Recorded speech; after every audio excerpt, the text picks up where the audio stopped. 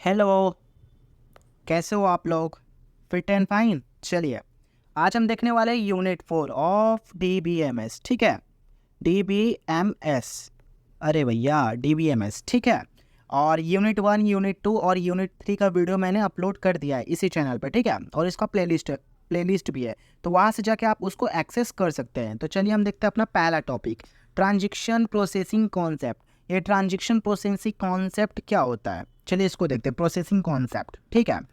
Transition processing ensures that, ये ensure कराता है database operations are executed in a reliable and consistent manner.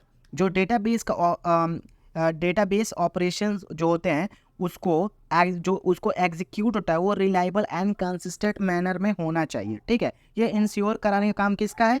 Transition processing का। ठीक है, और ट्रांजिक्शंस is a sequence of one or more SQL operations treated as a single unit। समझ लो कितना easy line है। और ट्रांजेक्शन क्या है? is a sequence of one or more SQL operation, एक या एक से ज़्यादा SQL operations का treated as a single unit, जो कि ट्रीट किया जाता है एज अ सिंगल यूनिट। ठीक है, बहुत इजी। ठीक है, चलिए नेक्स्ट टॉपिक पे चलते हैं।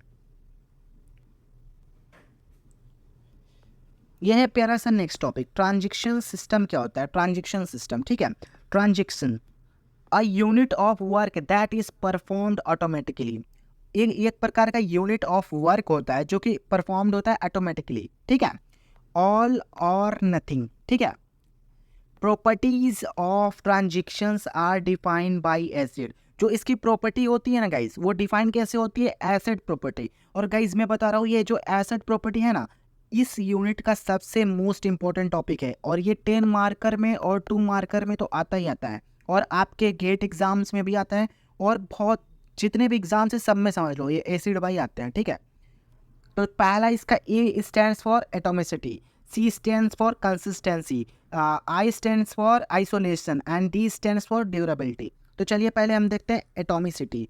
ये क्या करता है? Ensures that all operation with in a transactions are completely successful. ये इंश्योर कराता है कि जितने भी ऑपरेशंस हो रहे हैं ट्रांजेक्शंस में वो कंप्लीटली सक्सेसफुल हों। इफ नॉट, अगर नहीं होता है, the transaction is aborted, transactions को एबॉर्ट कर दिया जाता है। ठीक है, चलिए हम नेक्स्ट देखते हैं। Consistency ensure that database transactions from one valid state to another. जो डेटाबेस में ट्रांजेक्शंस हो रहे हैं ना गाइस, वो वन वैलिड स्टेट से अनदर वैलिड स्टेट्स में ही हो। ठीक है, ये इंश्योर कराता है कौन? कंसिस्टेंसी। और आइसोलेशंस का क्या काम है? Ensures that concurrent transactions do not interface with each other. जो भी ना कॉन्करेंट ट्रांजेक्शंस होते हैं ना, वो do not interface with each other हो सके। ठीक है, और ड्यूरेबिलिटी क्या होता है? Ensures that the results of a committed transactions are permanent. ये इंश्योर कराता है कि जो result of a committed transactions है वो गाइस परमानेंट रहे। ठीक है, अब इसका एक प्यारा सा एग्जांपल देखते हैं।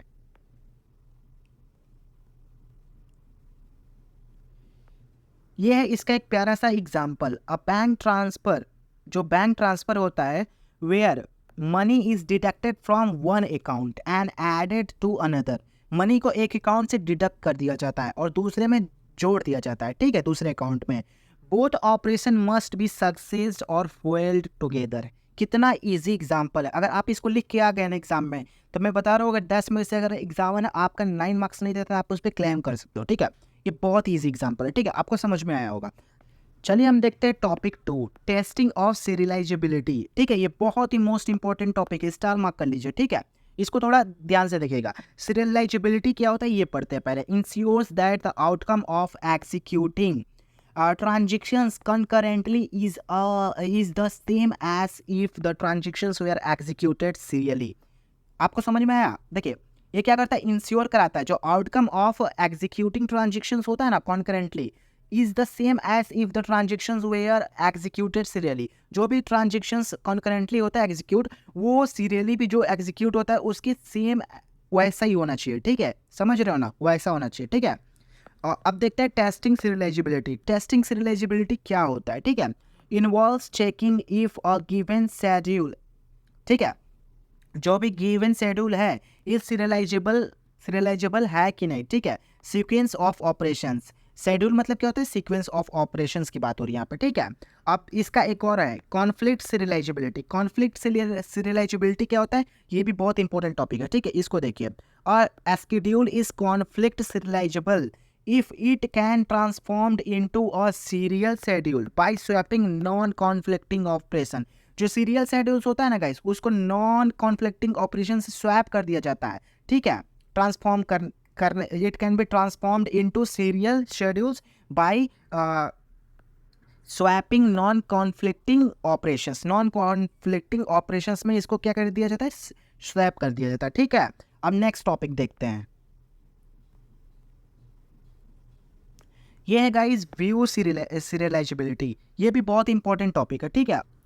अ शेड्यूल इज व्यूड सीरियलाइजेबल। कब व्यू सीरियलाइजेबल होगा भाई, if it is equivalent to a schedule based on read and write operation. जब भी सीरियल शेड्यूल होगा ना based on read and write operation equivalent होगा उसके, तब व्यू सीरियलाइजेबल होगा। समझ लो ना गाइस, एग्जांपल देखिए आप इसका।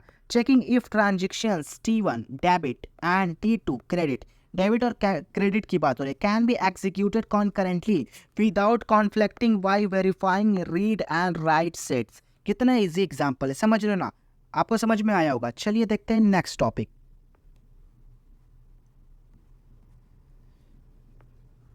Serialisability of schedules. इसका देखते हैं सीरियलाइजेबिलिटी ऑफ शेड्यूल्स क्या होते हैं, ठीक है। A schedule is a sequence of operations. Schedule क्या होता है, सीक्वेंस ऑफ ऑपरेशंस होता है from a set of transaction. कहाँ से, सेट ऑफ ट्रांजैक्शन में से, ठीक है। अब कॉन्फ्लिक्ट सीरियलाइजेबल क्या होता है, two operation conflict if they belongs to different transactions. Different transaction से बिलोंग्स करते हैं, इसलिए क्या होता है, ऑपरेशंस कॉन्फ्लिक्ट होता है। कब, जब ये बिलोंग्स करते हैं डिफरेंट ट्रांजैक्शन से। एक्सेस द सेम डेटा को एक्सेस करने के लिए, and at least one is a write operation, और उनमें से एक क्या होता है, राइट ऑपरेशन होता है तब, ठीक है। और व्यू सीरियलाइजेबल क्या होता है, ensure the final statement and read operation. ये क्या कराता है, इंश्योर कराता है final state and read operations in a schedule are equivalent to some serial schedule. जो भी शेड्यूल्स होते हैं ना, वो इक्विवेलेंट किससे, जो शेड्यूल्स होते हैं वो इक्विवेलेंट किसके होते हैं, सम सीरियल शेड्यूल्स के, ठीक है। अब इसका एग्जांपल देखिए, if T1 writes to A before T2 reads A। अगर T1 राइट्स कर रहा है A और बिफोर T2 रीड्स A, वो रीड कर रहा है, they conflict a schedules where T1's write happens before T2 read. T2 read करने से पहले क्या कर रहे हैं, T1 राइट कर देना है, ठीक है। Read can be serialize to ensure the correct execution. भाई अगर उसको रीड करेगा तभी तो करेक्ट एग्जीक्यूशन कर पाएगा, समझना, वही इसका एग्जाम्पल हुआ, ठीक है। ये इसका है एग्जाम्पल। अब हम चलते हैं नेक्स्ट टॉपिक पे, चलिए देखते हैं टॉपिक 4, रिकवरेबिलिटी, ठीक है। रिकवरेबल शेड्यूल्स, ये क्या होता है, अ शेड्यूल वेयर और ट्रांजेक्शन डज नॉट कमिट। जहाँ पे शेड्यूल का जो ट्रांजेक्शन है वो कमिट नहीं करता, until all transactions whose change it has read have committed. उसके रीड जब भी कमिटेड हो जाते तभी वो चेंज होता है, समझ लो ना गाइस। इसका एग्जांपल देखो, if T1 reads a value written by T2। T1 reads कर रहा है जो कि T2 के द्वारा लिखा गया है, T1 must wait, T1 wait करेगा फॉर T2 कमिट करेगा तभी ना भाई, before committing itself to ensure consistency. कितना इजी एग्जांपल है, समझ में आएगा, ठीक है। चलिए हम देखते हैं नेक्स्ट टॉपिक, यह है topic number 5, recovery from transactions failure. Transactions failure से हम रिकवरी कैसे कर सकते हैं, ठीक है। Transactions failure can occurs due to system crashes. कैसे होता है भाई ये ऑकर्स, सिस्टम क्रैशेस की वजह से, पावर फेलियर्स की वजह से, और एक्सेट्रा, और भी सारी चीज़ें हो सकती है, ठीक है। Recovery mechanism ensure data consistency and integrity. जो रिकवरी मैकेनिज्म्स होता है वो इंश्योर क्या कराता है, डेटा कंसिस्टेंसी को और इंटीग्रिटी को। आपको पता है ना यार, डेटा कंसिस्टेंसी और इंटीग्रिटी कितना इंपॉर्टेंट है, समझ रहे हो ना। अब चलिए हम देखते हैं दूसरा टॉपिक, इसी में एक गाइज आता है topic log based recovery. Log based recovery क्या होता है, इसमें रीडो अंडू होता है, इसमें दो चीज़ें होती है, रीडो और अंडू, ठीक है। देखिए, reapplies changes of committed transactions to ensure durability. कितना इजी लाइन है, जो reapplies changes of committed transactions होते हैं तो वो इंश्योर क्या कराता है, ड्यूरेबिलिटी को, ठीक है। और अनडूज क्या करता है, रिवर्स चेंजेस ऑफ अनकमिटेड, जो अनकमिटेड ट्रांजेक्शन होते हैं टू इंश्योर एटॉमिसिटी। एटॉमिसिटी मैंने आपको अभी बताया था ना, वही इंश्योर करता है एटॉमिसिटी को। इसका एग्जांपल देखिए, if a transaction fail after partial updating और रिकॉर्ड, अगर आप पार्शियली कोई भी रिकॉर्ड को अपडेट कर रहे हैं और अगर वो फेल हो जाता है, the recovery system uses logs to undo the changes, जो लॉग्स यूज करता है किसके लिए, अनडू चेंजेस के लिए। Maintaining the database is a consistent state, जो डेटाबेस हो वो किस में हो, कंसिस्टेंट स्टेट में हो, ठीक है। अब चलिए इसका नेक्स्ट टॉपिक देखते हैं गाइस। हम देखने वाले हैं चेक पॉइंट्स। चेक पॉइंट्स क्या होता है, periodically saving the states of a database. ये क्या करता है, सेव करता है क्या, स्टेट्स ऑफ डेटाबेस को, to reduce recovery time, recovery time को रिड्यूस करने के लिए। By limiting the number of transaction, क्या करता है, by limiting the number of transaction that need to redone और अनडन, रीडन दोबारा डन करे या फिर अनडन करे, उसको नहीं करने दे, ठीक है। समझ रहे हो, वहाँ पे किस में गाइस, चेक पॉइंट्स इसीलिए काम आते हैं, किस लिए, रिड्यूस रिकवरी टाइम, ठीक है। किस में, डेटाबेस में। ये क्या है, सेविंग, पीरियडिकली सेविंग करता है the states of database to reduce recovery, recovery को रिड्यूस करने के लिए, रिकवरी टाइम, ठीक है। By limiting the number of transactions that need to be redone, ठीक है, और अनडन, जो भी ट्रांजेक्शन हो वो नीड हो उसको रीडन करने के लिए या फिर अनडन करने के लिए भी, ठीक है। इसका एग्जांपल देखिए, setting a check points after every 100 transactions, 100 transactions के बाद चेक पॉइंट की सेटिंग में क्या होगा, to limit the amount of log data that needs to processed during recovery. जो भी रिकवरी के समय में गाइज वो डेटा होगा ना, लॉग डेटा, उसको क्या होगा, लिमिट अमाउंट ऑफ टाइम जो होगा उसको चेक पॉइंट्स में आप एवरी 100 ट्रांजेक्शंस उसको चेक करेगा, उसकी ड्यूरेबिलिटी बढ़ाएगा तभी ना। नहीं तो मान लो जैसे कि कुछ अनप्लीजेंट डेटा हो गया ऊपर नीचे, मान लो जैसे ट्रांजेक्शन में, तो वो कैसे भाई अपनी ड्यूरेबिलिटी को मतलब कर पाएगा, ठीक है। तो उसके लिए चेक पॉइंट्स बनाना पड़ेगा ना, वही इसका है, ठीक एग्जाम्पल, समझ रहे हो ना। तो चलिए देखते हैं next topic.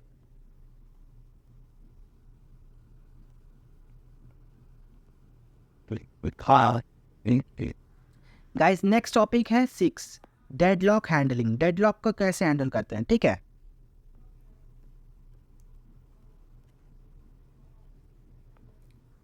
Deadlock occurs when 2 और मोर ट्रांजेक्शंस आर वेटिंग, दो या दो से ज़्यादा ट्रांजेक्शन जब वेट करते हैं ना, तब डेडलॉक की कंडीशंस क्या होती है, एराइज होती है, ठीक है। Indefinitely for resources locked by each other, जो भी रिसोर्सेज होते हैं कैसे हो जाते हैं guys, locked by each other हो जाते हैं, ठीक है।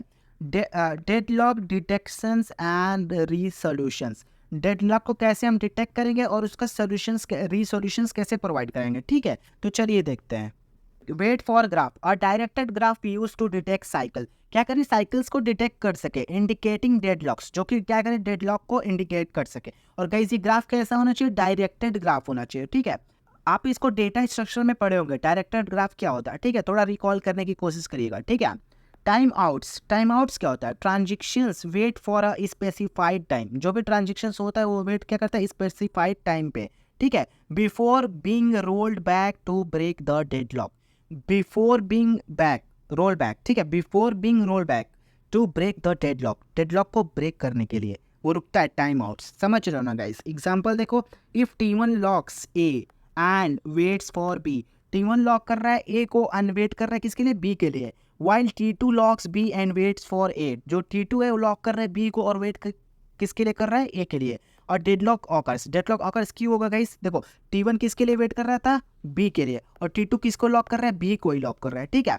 और डेडलॉक ऑकर्स, ठीक है, the system detect the deadlock and abort the one transactions, या इसमें से क्या होगा, एक ट्रांजेक्शंस को अबॉर्ट कर देगा, ठीक है। अब नेक्स्ट टॉपिक देखते हैं गाइस। नेक्स्ट टॉपिक है 7, डिस्ट्रीब्यूटेड डेटाबेस। 7 स्टैंड्स फॉर थैलाफोरेजन, तो इसको देखिए guys. A distributed database is a collections of multiple logical inter related databases distributed over a network.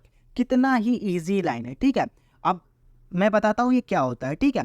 Collections of multiple logical inter related database, और ये distribute कहाँ होता है guys, over a network, network में, ठीक है।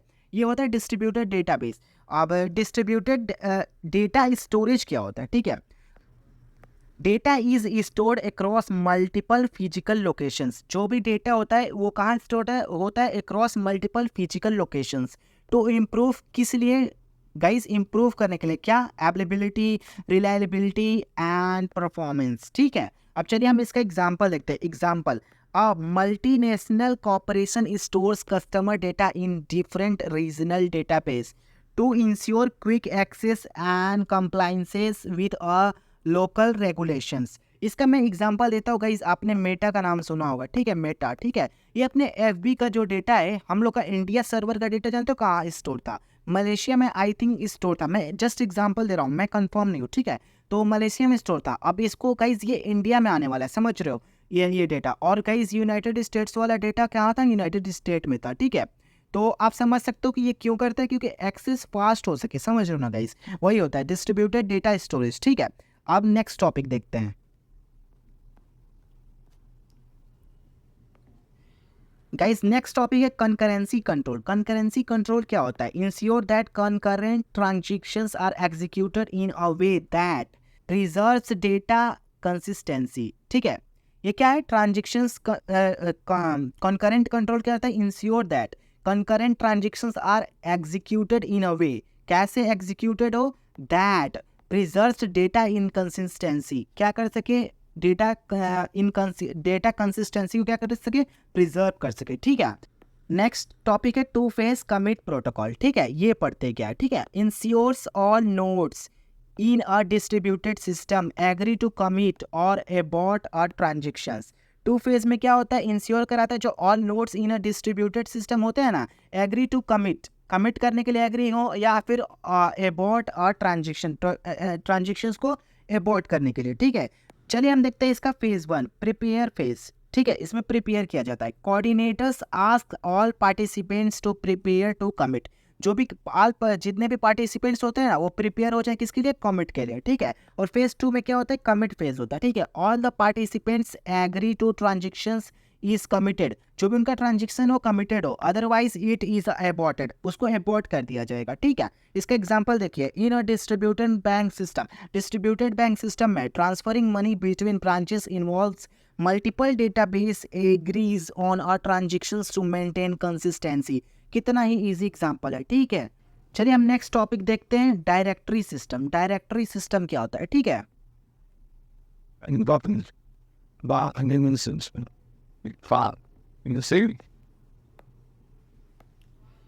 डायरेक्टरी सिस्टम में क्या होता है guys? Maintain meta data about the locations and access method of a data in a distributed database. ठीक है, ये क्या करता है? Maintain meta data about the location, उसके लोकेशन के बारे में। ठीक है, and access method of a data in a distributed database, जो भी एक्सेस मेथड ऑफ डेटा होता है उनकी मतलब डेटाबेस के डिस्ट्रीब्यूटेड डेटाबेस में उनको। ठीक है, चलिए हम इसका एग्जांपल देखते हैं। A directory system might be keep tracking of which server stores customers order and which servers store inventory data to facilitate efficient query processing. ठीक है गाइस, अगर आप कोई भी प्रोडक्ट ऑर्डर करते हो ना, तो उसमें देखते हो कि आपका प्रोडक्ट आज मतलब वहाँ पे उसको मतलब पैक करा गया, इसके बाद डिलीवर के लिए निकल गया। तो इससे क्या होगा गाइस? जो भी देखो, आपको इजीली ट्रैक कर रहे हो उसको। ठीक है, और जो वहाँ पे गाइस क्या है, सर्वर स्टोर इन्वेंट्री डेटा, वो भी गाइस इजीली हो रहा है। समझ रहे हो ना? उनके हिसाब से भी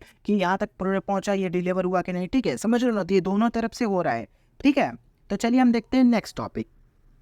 रियल वर्ल्ड एग्जांपल देख लो गाइस, ई कॉमर्स सिस्टम। इसका रियल वर्ल्ड एग्जांपल देख लो गाइस, ई कॉमर्स सिस्टम। ठीक है, सिनेरियो क्या है? An e commerce platform with a distributed database system for handling transactions like place order, updating inventory and processing payments. Guys जैसा कि guys मैंने बताया, ठीक है, ये वही चीज़ है। इसमें क्या है गाइस कि अगर आप ई कोई कॉमर्स से कोई भी चीज़ें मतलब खरीदते हो, तो उसमें प्लेसिंग ऑर्डर का बात है, अपडेटिंग इन्वेंट्री, अगर खाली हो गया तो उसको अपडेट कर दो। ठीक है, और सामान डाल दो। ठीक है, और प्रोसेसिंग पेमेंट्स की प्रोसेसिंग वगैरह। ठीक है, यही इसका एग्जाम्पल है। ठीक है, मैंने आपको पहले ही बता दिया। ठीक है, तो चलिए देखते हैं इसका। ये रियल वर्ल्ड एग्जांपल था, मैंने ले लिया था, मैं इसको एग्जांपल में ही आपको बता दिया, पर यहाँ पे भी मैंने एक रियल वर्ल्ड एग्जांपल लिया था कि अगर आपको समझ में ना आए तो। ठीक है गाइस, हमारा नेक्स्ट प्यारा टॉपिक है ट्रांजेक्शन सिस्टम। ट्रांजेक्शन सिस्टम क्या होता है? ठीक है, इसमें गाइस आता है एटॉमिसिटी, कंसिस्टेंसी, आइसोलेशन, ड्यूरेबिलिटी। ठीक है, ये एक एक लाइन का है, समझ लीजिए। 2 मार्कर में आता है और 10 मार्कर में भी। ठीक है, चलिए हम पहला देखते हैं। Atomicity ensures that if an order placement fails ensure क्या कराता है, अगर ऑर्डर प्लेसमेंट फेल हो गया, ठीक है, पेमेंट इज नॉट प्रोसेस, जो पेमेंट है वो प्रोसेस्ड नहीं होगा। कंसिस्टेंसी में क्या होगा, ensures inventory levels are correctly updated after an order, order के बाद क्या करें, करेक्टली उसको अपडेट कर दिया जाए, क्या क्या इन्वेंट्री के लेबल्स को, ठीक है। आइसोलेशंस में क्या होता है, इंश्योर कॉन्करेंट ऑर्डर प्लेसमेंट, इसमें क्या करा जाता है, कॉन्करेंट ऑर्डर प्लेसमेंट्स को इंश्योर कराया जाता है कि do not interface with each other, क्या कर सके, do not interface with each other, ठीक है, बहुत ईजी है। चलिए नेक्स्ट देखते हैं। ड्यूरेबिलिटी क्या करता है, ensure that one an order is confirmed, अगर किसी का ऑर्डर कन्फर्म्ड है तो इट इज परमानेंटली रिकॉर्डेड, उसको परमानेंटली क्या करें, रिकॉर्ड कर सके, समझ रहे हो ना। अब देखते हैं next topic, serializability testing. Serializability testing क्या होता है, ये करता है ensure that placing multiple orders concurrently results in the same state as if orders were placed one after another, ठीक है, इसको समझते हैं, ठीक है। ये इंश्योर कराता है जो placing multiple orders concurrently result, जो भी मल्टीपल ऑर्डर्स है कंकरेंटली रिजल्ट्स में इन द सेम स्टेट, वो सेम स्टेट में as if order were placed one after another, जो भी ऑर्डर्स है ना वो क्या हो, एक के बाद एक प्लेस हो, जिससे क्या हो, टेस्टिंग में इजी पड़े, समझ रहे हो ना गाइस, कॉन्करेंटली हो, समझ रहे हो ना, मल्टीपल ऑर्डर्स क्या हो, कॉन्करेंटली हो रिजल्ट में, वो क्या करे, if order were placed one after another, ठीक है। चलिए हम देखते हैं नेक्स्ट टॉपिक। नेक्स्ट टॉपिक है गाइज रिकवरेबिलिटी, ठीक है, ये क्या करता है guys, ensure that if an order transaction reads a product, जो भी ऑर्डर ट्रांजेक्शन से वो क्या कर रहा है, प्रोडक्ट्स को रीड कर रहा है, inventory updated by another transactions, जो इन्वेंट्री है वो अपडेट क्या कर दे, by another transactions, another transaction से अपडेट कर दे। It commits only if other transactions commit, ये कमिट कब करे, जब दूसरे ट्रांजेक्शंस कमिट्स करे तब, ठीक है। चलिए हम देखते हैं next topic, log based recovery and check points. Log based recovery क्या होता है और चेक पॉइंट्स क्या होता है, log based recovery and check points, ठीक है। ये इंश्योर कराता है, ensure that in a case of system crash, जब सिस्टम क्रैश हो जाता है, कंप्लीट्स ऑर्डर्स आर रिटेन, जो भी ऑर्डर कंप्लीट है वो रिटेन हो जाए, and incomplete transactions are roll back, जो भी इनकम्प्लीट ट्रांजेक्शन से क्या हो जाए, वो रोल बैक कर जाए, ठीक है।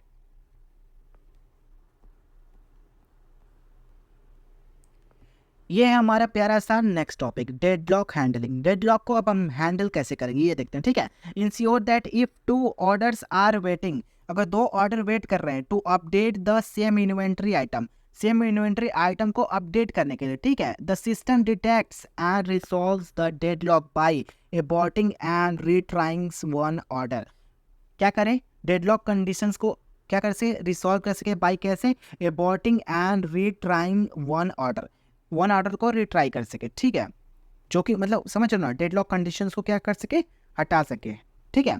डिस्ट्रीब्यूटेड डेटा स्टोरेज क्या होता है, ठीक है, ये देखते हैं, ये बहुत ही इंपॉर्टेंट टॉपिक है। ये इंपॉर्टेंट क्यों है गाइस, क्योंकि 2 मार्क्स में आता ही आता है, ठीक है। इंश्योर्स दैट यूजर डेटा, ये इंश्योर क्या कराता है, user data, order data and product data are distributed across different servers to improve access speed and reliability. Guys बहुत ईजी लाइन है, बहुत ही ईजी लाइन है, ठीक है। नेक्स्ट टॉपिक देखते हैं, कॉन्करेंसी कंट्रोल देखते हैं। Uses two phase commit to ensure all nodes involve in a order transactions agree on its completions maintaining consistency across the distributed system, ठीक है।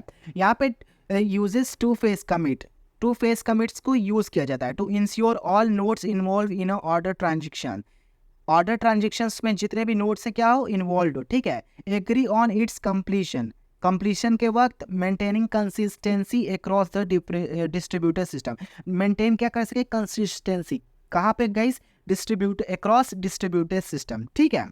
अब इसका नेक्स्ट टॉपिक देखते हैं गाइस, हमारा लास्ट टॉपिक है डायरेक्टरी सिस्टम। डायरेक्टरी सिस्टम क्या होता है, keeps track of which server stores user profile, समझ लो, which stores order history, order की हिस्ट्री को क्या कर सके गाइस, स्टोर्स कर सके, ठीक है। And which stores product detail, product के डिटेल्स को स्टोर कर सके, enabling efficient data retrieval and management.